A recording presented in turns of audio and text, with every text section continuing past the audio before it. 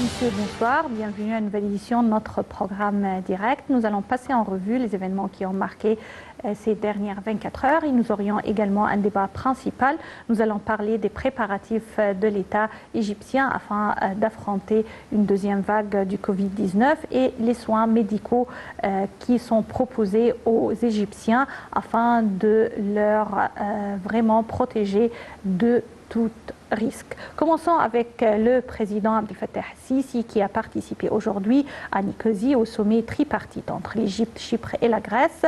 Lors d'une conférence de presse à la suite du sommet, le président Sisi a confirmé la priorité de la coopération stratégique entre les trois pays en insistant sur l'importance de la coordination de leurs positions afin de faire face aux pays qui soutiennent le terrorisme et qui transportent des combattants étrangers dans la région. Plus de détails à travers ce commentaire.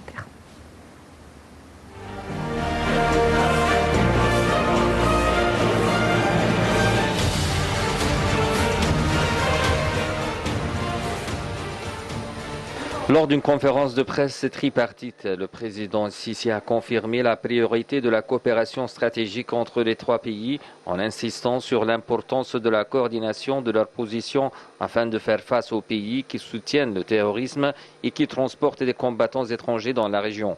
Le chef de l'État a ajouté que la charte constitutive du Forum du gaz de l'Est de la Méditerranée représente une étape importante pour la coopération entre les pays participants au Forum. Le président Sisi a ajouté que l'Égypte, la Grèce et Chypre ont donné l'exemple sur la démarcation des frontières maritimes entre les pays du monde conformément à la loi internationale, ce qui permet à profiter des ressources pétrolières et gazières. Le président chypriote Nikos Anastasiades a pour sa part affirmé que l'Égypte est un partenaire important pour l'Union européenne et un facteur important pour la stabilité du Proche-Orient. Le président grec Kyriakos Mitsotakis a quant à lui affirmé que l'Égypte, la Grèce et Chypre possèdent une vision commune à l'égard des dossiers de la région. Avant la conférence de presse, un sommet tripartite s'était tenu à Nicosie, réunissant l'Égypte, Chypre et la Grèce dans le cadre du mécanisme de coopération liant les trois pays. Lors du sommet, les trois leaders ont échangé les points de vue sur les moyens pour faire face aux défis qu'affrontent les régions de l'Est de la Méditerranée et le Proche-Orient. Ils ont également discuté des résultats de cet dernier sommet en évaluant l'évolution des relations tripartites dans les différents domaines. Le président Sisi a commencé sa visite à Nicosie par une réunion avec son homologue chypriote Nikos Anastasiades. Au cours de la réunion, le président Sisi a loué le développement des relations égypto-chypriotes. Il a fait l'éloge du soutien chypriote à l'Égypte sur la scène régionale et internationale, tout en soulignant l'importance de la mise en exécution des projets communs entre l'Égypte, Chypre et la Grèce. De son côté, le président chypriote Nikos Anastasiades a exprimé son appréciation au président Sisi en louant les relations profondes entre l'Égypte et Chypre, a exprimé son aspiration à consolider la coopération bilatérale. M. Anastasiades a affirmé que l'Égypte joue un rôle pivot dans la stabilité du Proche-Orient, tout en faisant l'éloge du rôle égyptien dans la lutte contre le terrorisme et la migration clandestine. Le président Sisi s'est en outre réuni avec le premier ministre grec, Kyriakos Mitsotakis. Le porte-parole de la présidence, l'ambassadeur Bassam Radi, a déclaré que le chef de l'État a salué la profondeur des relations distinguées entre l'Égypte et la Grèce, le développement tangible de la coopération bilatérale dans divers domaines et le niveau distingué de coordination politique entre les deux pays sur des questions d'intérêt commun, exprimant sa gratitude pour les positions de la Grèce à l'égard de l'Égypte au niveau bilatéral ou dans le cadre de l'Union européenne. De son côté, le Premier ministre grec a souligné la spécificité des liens étroits et historiques entre les deux pays, se félicitant des progrès remarquables du niveau de coopération bilatérale au cours des dernières années, en exprimant la volonté de son pays d'approfondir les relations bilatérales, lui ouvrant de nouveaux horizons dans divers domaines, notamment à la lumière du rôle éminent de l'Égypte dans le renforcement des mécanismes d'action conjointe face aux crises et défis actuels dans la région méditerranéenne, qui constitue un modèle à suivre pour maintenir la stabilité et faire progresser le développement des conditions économiques et sociales au niveau régional.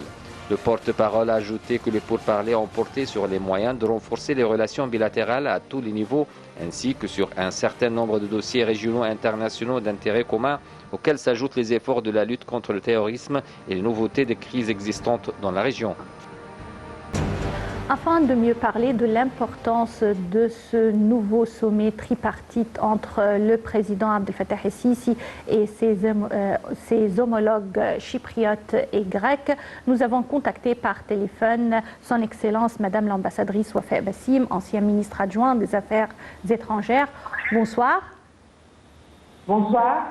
Votre Excellence, ce sommet d'aujourd'hui, ce sommet tripartite, peut vraiment témoigner de l'harmonie et les relations distinguées entre l'Égypte et ses voisins au bassin méditerranéen et que les consultations et les points de vue vraiment sont en harmonie entre les trois parties. Selon vous, quels sont les piliers de cette relation distinguée entre les trois pays? Je dirais là que ce sommet n'est pas le premier ni le deuxième, c'est le 8e sommet entre les trois chefs d'État et de gouvernement. Oui. Puisque là, nous avons le président el-Sisi, nous avons le président chypriote et le premier ministre grec. Cela est sur le plan du sommet, mais les consultations, les rapports, les liens sont ouverts presque tous les jours entre les hauts fonctionnaires des trois pays, que ce soit sur le niveau des ministres ou sur le niveau technique. Dans les autorités des trois pays qui s'occupent de l'extraction du gaz ou du pétrole dans la Méditerranée orientale.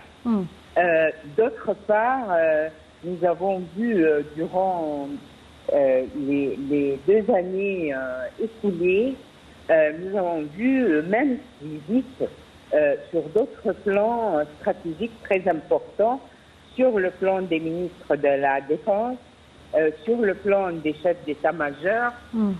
Cela veut dire que les relations entre les trois pays sont, disons, exclusives, puisqu'elles sont de très haut niveau, où l'harmonie, comme vous le dites, est le mot-clé pour ces relations-là, mais aussi qu'elles sont compréhensives dans le sens qu'elles sont accomplies sur le plan stratégique, sur le plan politique et finalement sur le plan économique et dans le domaine de l'énergie.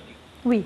Alors avec cette relation privilégiée entre les trois pays vient également des responsabilités, puisque le président el-Sisi a mis l'accent sur l'importance de la coopération stratégique entre les trois pays, l'importance de la coordination de leurs positions afin de faire face aux pays qui soutiennent le terrorisme, aux pays qui transportent des combattants étrangers dans la région.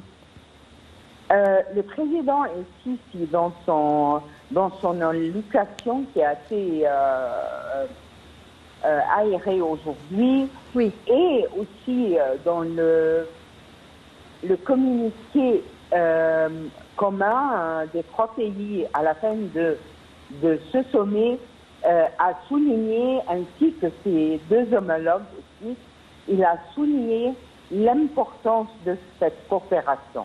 Oui. L'importance d'avoir des règles claires pour qui sont en train de gérer ces relations dans tous leurs aspects.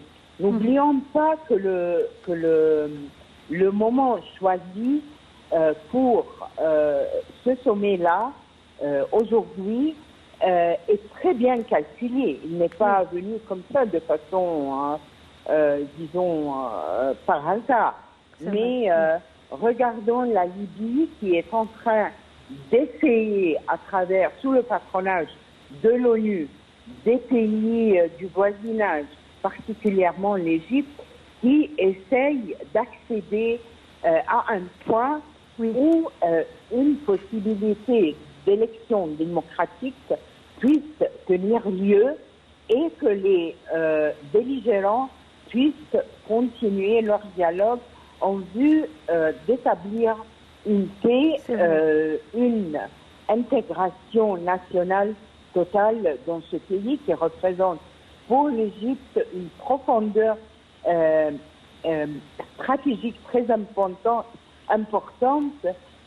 en plus des relations historiques qui tiennent les deux pays et les deux peuples. C'est vrai. N'oublions pas le mot ou le mot qu'a dit le président Sadat, que le président, excusez-moi, ici, que là il y a une ligne rouge. C'est le seul pays où le président a mentionné une ligne rouge qu'il n'accepterait pas pour la sauvegarde de la sécurité nationale égyptienne. Il n'accepterait pas que nul ou quelconque dépasse cette ligne. Le deuxième message était que nous avons, les trois pays, qu'ils ont sous les yeux les pays et les États voisins dans la région qui essayent de toute leur force de déstabiliser cette région-là. Sur le plan économique, en usant toute ruse et toute force pour, disons, faire des explorations dépassant leurs droits international pour les eaux territoriales. Et ils utilisent aussi leur force militaire non pour défendre leurs propres intérêts à l'intérieur de leur pays, mais pour déstabiliser d'autres pays, exporter le terrorisme, la violence, des mercenaires. Carrément, ce sont des mercenaires dans d'autres pays pour que la violence et le feu continuent. Oui. Madame l'ambassadrice Wafa Bassim, je vous remercie, Votre Excellence. Vous êtes ancien ministre adjoint des Affaires étrangères. Merci bien pour ces explications.